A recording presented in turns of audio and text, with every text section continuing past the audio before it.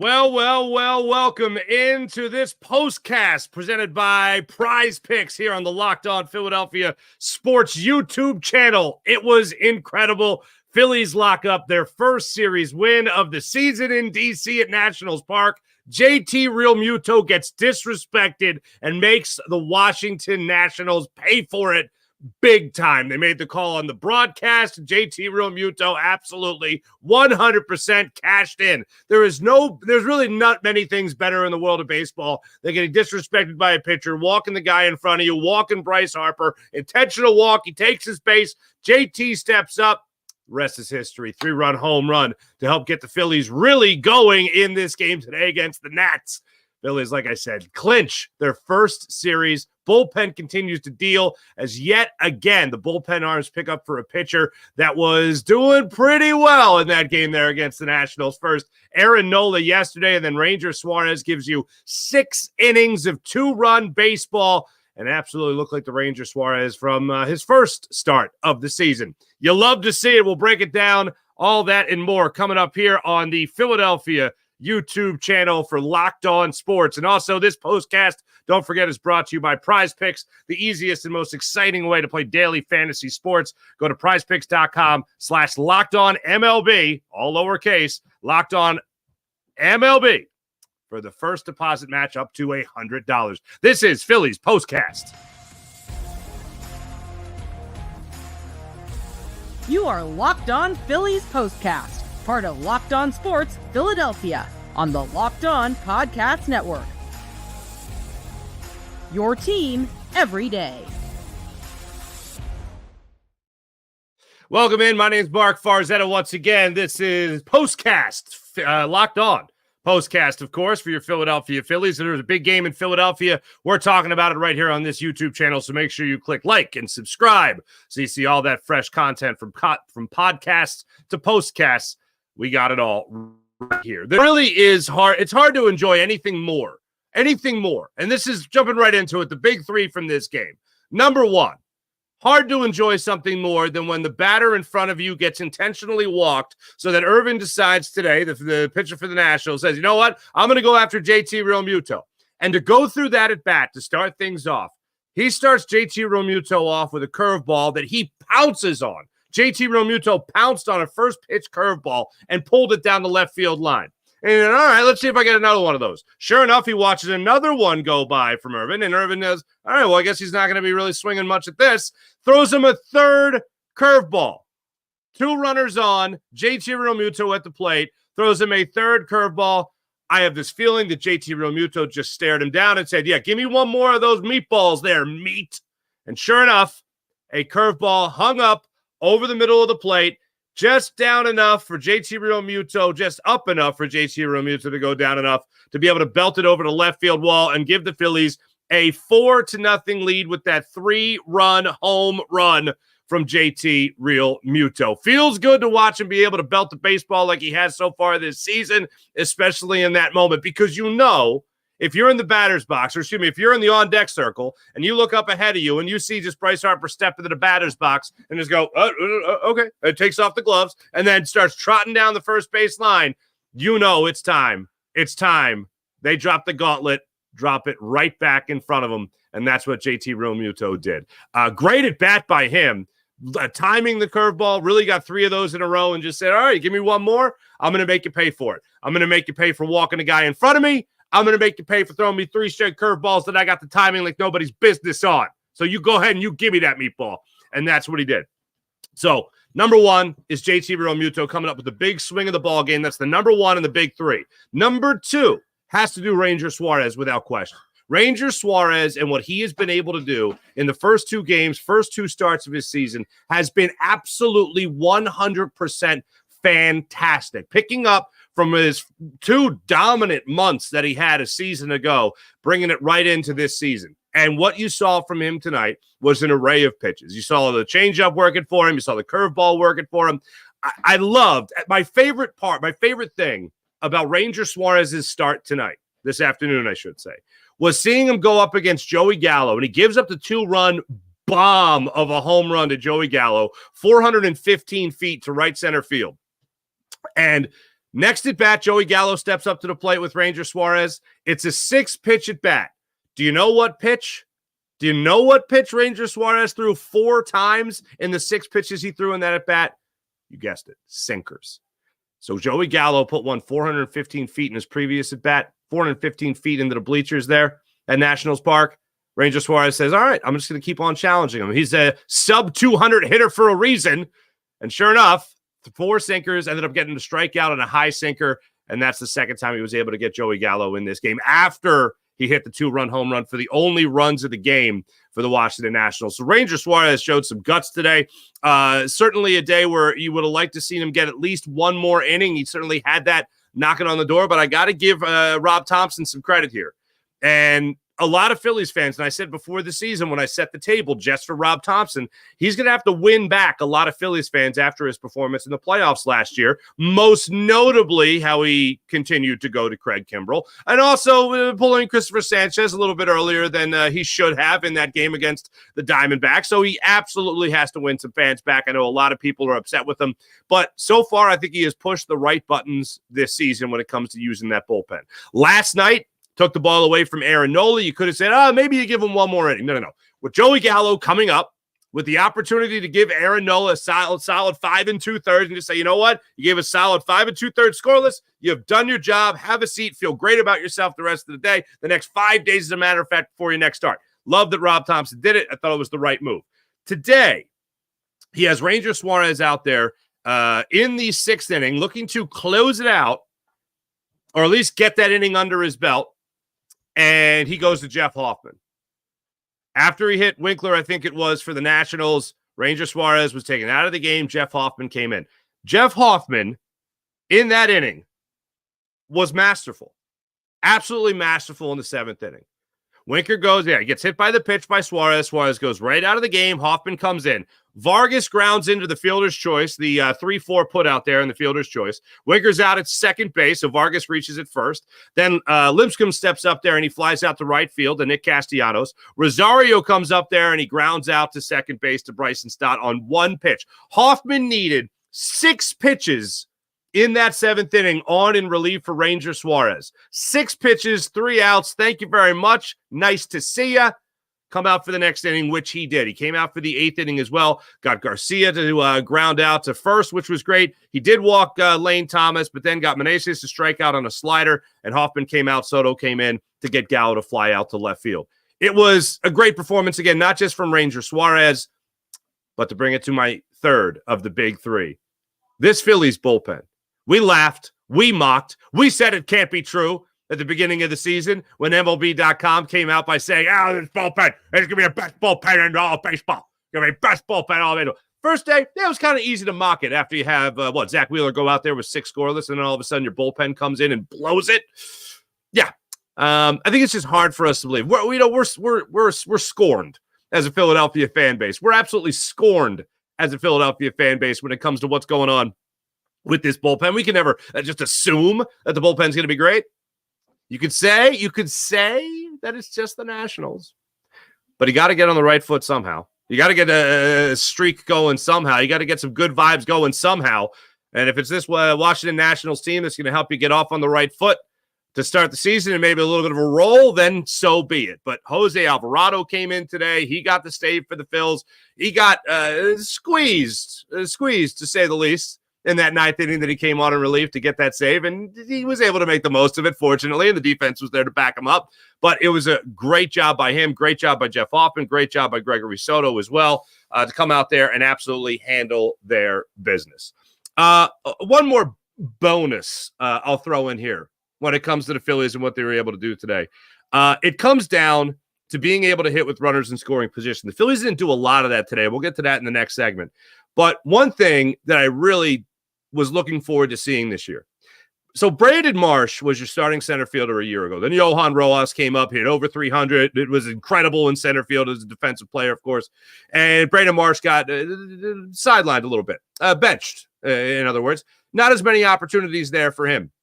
When Bryce Harper started playing more at first base, Kyle Schwarber took over a little bit more of the designated hitter responsibilities, and Brandon Marsh got some more of an opportunity there in left field. Well, Marsh is playing for something. He's playing for not just pride, but also show you what he's really got, because we know that he can be one hell of an outfielder, center fielder or left fielder, plays those two positions extremely well. Stepping up to the plate today, he has been one of your best hitters all season long, Brandon Marsh.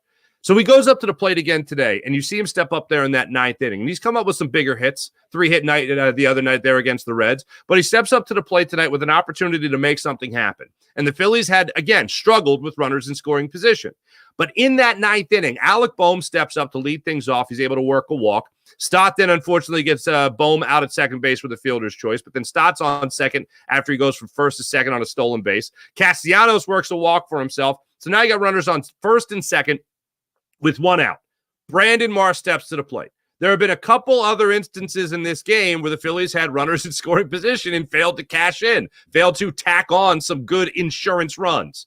Brandon Marsh made sure the Phillies did not miss out on this opportunity.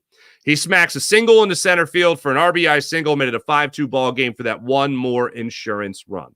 And then this is where one of many situations, as I said, that the Phillies just came up small in other aspects with runners in scoring position. Marsh helped you out, but the very next batter was Johan Rojas, who continues to struggle this season. Rojas grounds into another fielder's choice here for the Phillies. This one a 3-2 put out, with Nick Castellanos being thrown out at home plate. And next, Kyle Schwarber struck out. You still want to see the Phillies tack on more runs. And as I said yesterday, I'll get into this in the next segment, but I did say it yesterday, when it comes to this team being able to cash in those big moments, it's not just about beating the Washington Nationals. It's about getting into that groove. So when you face better teams, you already have that momentum going in your favor. And at worst, you already have that confidence in your back pocket that you're not going to choke with runners in scoring position. We'll jump into that a little bit more. If I have any negative thing to say over the last two games, it's just the lack of being able to hit with runners in scoring position. We'll get into that coming up in a second.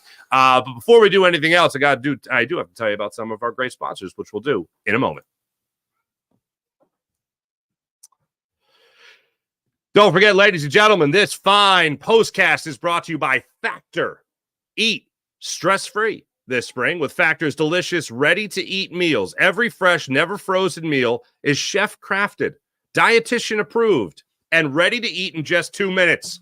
Choose from a weekly menu of 35 options, including popular options like Calorie Smart, Keto, Protein Plus, or Vegan and Veggie.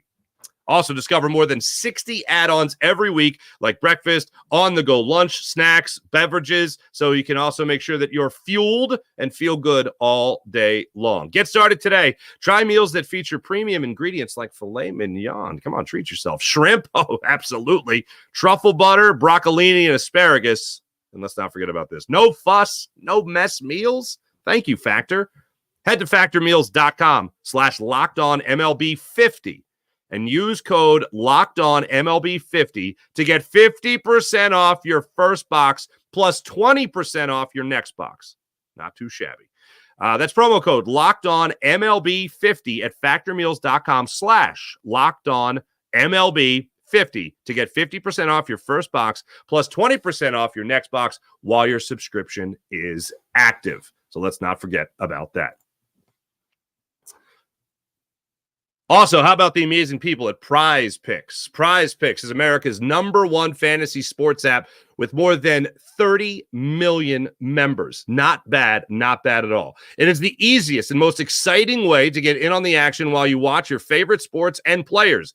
You just pick more or you pick less on 2 or more player stats, and you watch the winnings roll in. Baseball season well underway, so don't miss your chance to add your favorite players from the diamond in your Prize Picks entries. Whether it's strikeouts, whether it's RBIs, whether it's first inning runs, take your pick of more or less and add them to your Prize Picks entry today. Get in on the playoff action when it comes to what's going on in the hardwood just around the corner. 100 times your money on Prize Picks as you look with the world's best players and take the game to a whole new level during basketball's postseason. Players ready to go for you. Like I said, just around the corner. Prize Picks has something for every sports fan. Baseball, basketball, League of Legends even.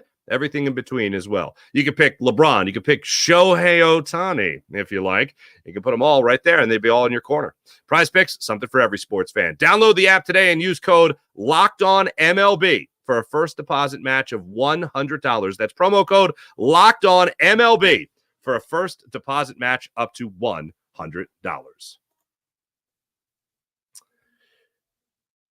I am not going to be one to skew negative. Okay, ladies and gentlemen, I'm not going to be one to skew negative. There is something, and it's not, whenever the Phillies or any sports team plays a bad team, it's not just about beating that bad team. I would hope the Phillies could beat the Nationals. Just like in basketball, I would hope that the Sixers could beat the Memphis Grizzlies. I'd hope for that to be the case. But it's not just about beating that bad team. Sure, it's all about the W's, okay? It's all about stacking wins, but it's the way you win those games. I want those games against the inferior opponents for you to do just about everything right. I mean, no team is perfect. No win is perfect. But you want to do just about as many things right as possible so that you limit your mistakes against those upper echelon teams, those elite teams in your league. In this case, the Phillies, by the year's end, should be an elite team in baseball. They should be a playoff team in baseball. With the news coming down with Spencer Strider of the Braves, maybe even having an opportunity there to actually win the NL East. Braves always just seem a way to be able to rebound no matter who's not playing for them. They just find ways to win baseball games no matter what. But if push comes to shove, by the end of September, the Phillies could be eyeing the NL East crown, which would be a welcome sight in Philadelphia.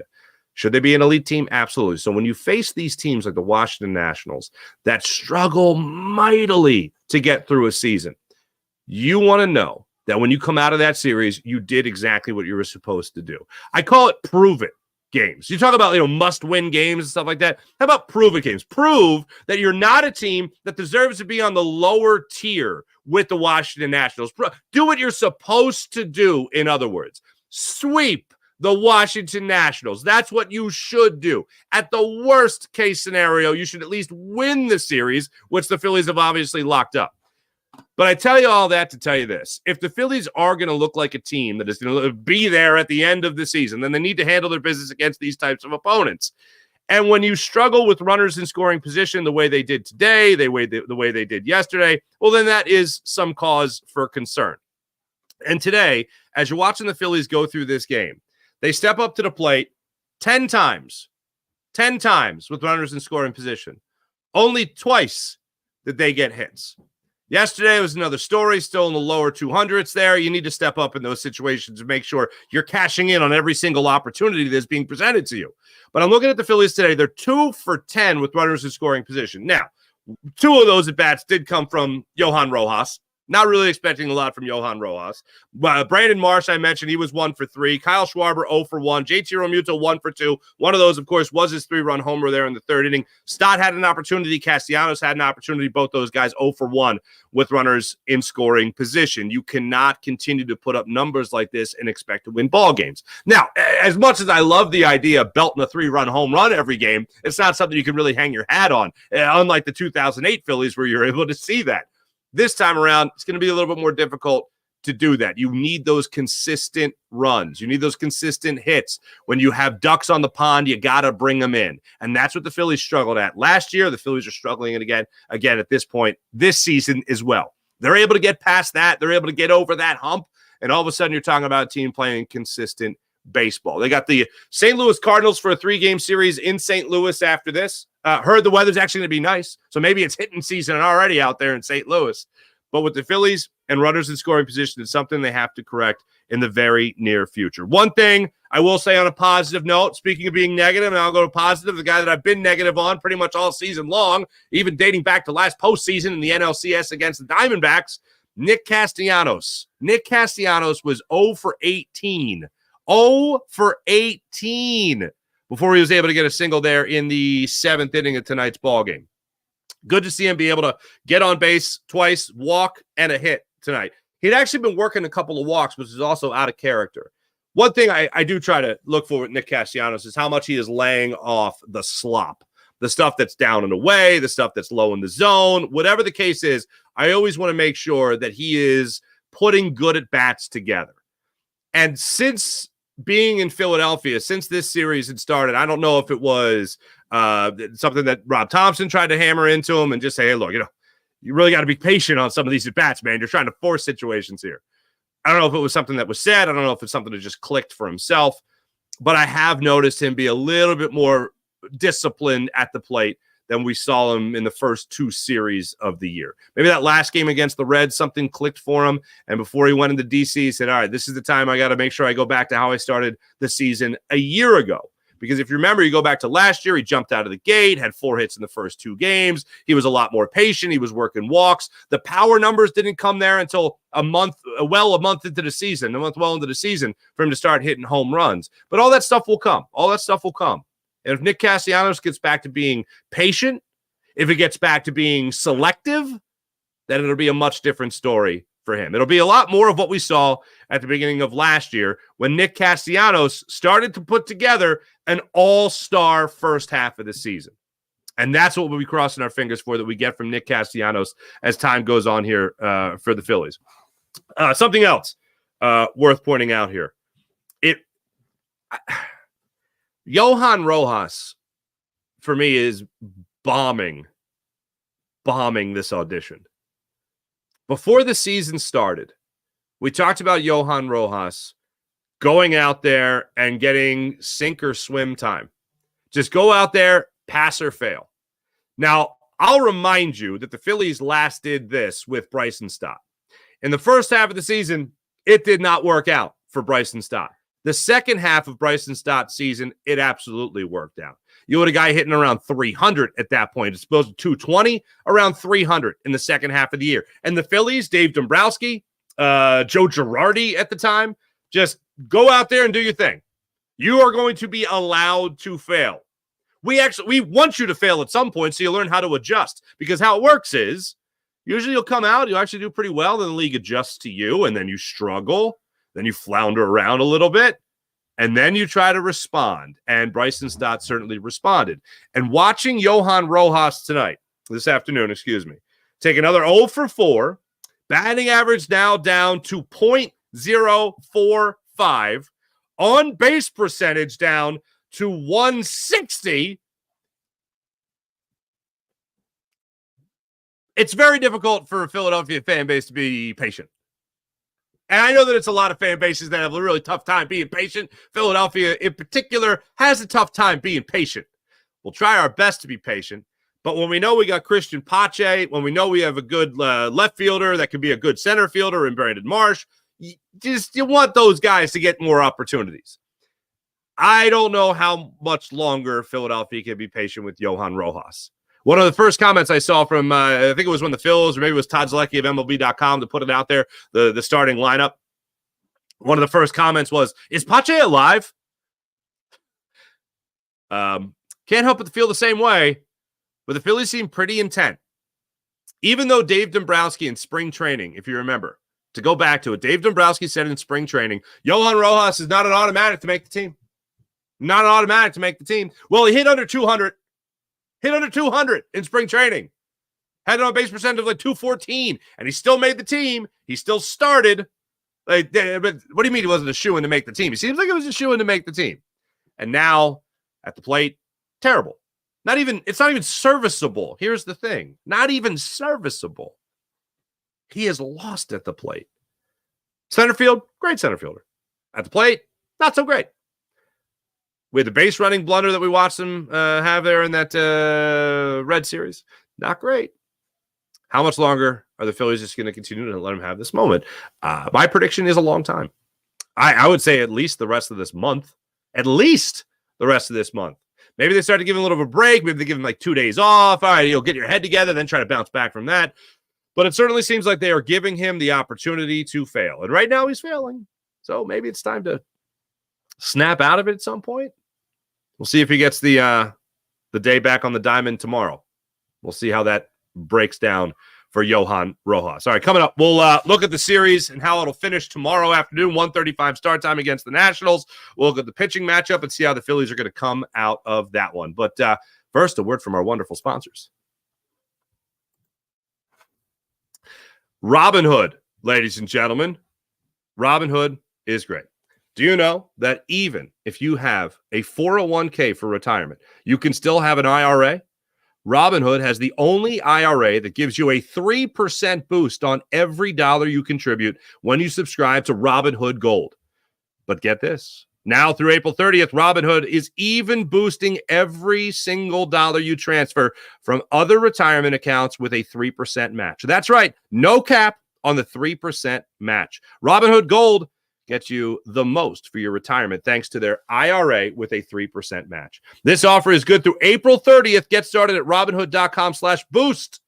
Subscription fees apply. And now for some legal information. Claim as of Q1 2024, validated by Radius Global Market Research, investing involves risk, including loss. Limitations apply to IRAs and 401ks. 3% match requires Robinhood Gold for 1 year from the date of first 3% match. Must keep Robinhood IRA for 5 years. The 3% matching on transfers is subject to specific terms and conditions. Robinhood IRA available to U.S. customers in good standing. Robinhood Financial LLC, member SIPC, is a registered broker-dealer.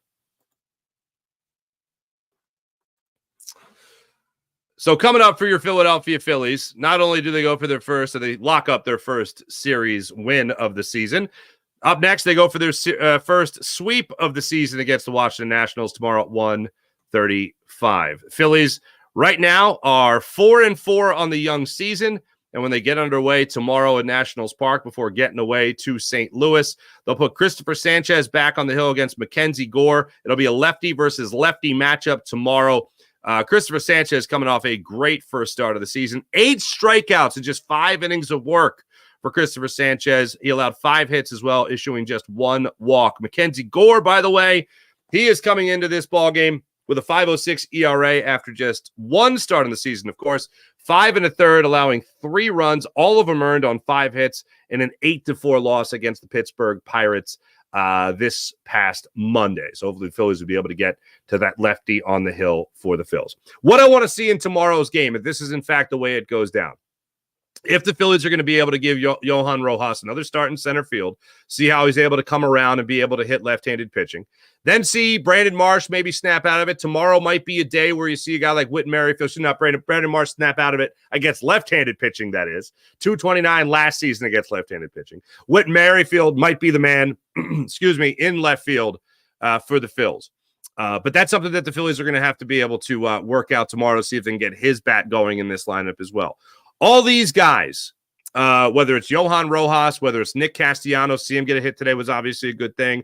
But all these guys, you want to see them get it going also. Bryce Harper is going to be the guy that is, of course, going to be the star of your show for this season. But seeing some of the supporting cast members start to get hot, you see you already have a couple of home runs from Kyle Schwarber. You want to see who else in this lineup is going to be able to make things happen for you. To see Bohm work a walk today was also a good thing. He's been one of your most consistent hitters of the season. You want to continue to see more from him. But if I could fish a wish for tomorrow, it's that I get something. If you get the start from Johan Rojas, I want to see just something that I can hang my hat on to say this is what we could see from Johan Rojas over the next couple of weeks. See if he can put a couple of good at-bats together. See if he can get a couple of hits in this game. See if he gets on base, steals bases. I already know what kind of center fielder he is. He's a great center fielder, plays the position so well. But when it comes to Johan Rojas at the plate, everyone has concern there. And you want to see it start to turn around sooner rather than later, because I would love to know that the Phillies have a gold glove caliber center fielder playing for him every day. And also a guy that can hit a little bit. One of the things we said before the season, though, when he did make the roster, and he was going to be batting in the 9 hole, okay? If Johan Rojas struggling from the plate is the reason the Phillies can't win games, then the Phillies got much bigger problems than Johan Rojas hitting the ball. That's still true. I'm not saying that's not true anymore. But .045 at the dish, that's a problem. That's the problem. Because you never know where the big hits are going to come from. You are going to have instances where maybe Bryce Harper is getting walked in a clutch situation. You're always not going to be able to rely on JT Realmuto coming up with a big swing. You want to make sure that everybody in this lineup can get on base. And Johan Rojas has not shown you that so far this season, whether it's working walks, whether it's dropping down bunts. Tried to drop down a bunt today in a sacrifice situation. Not good. Not good.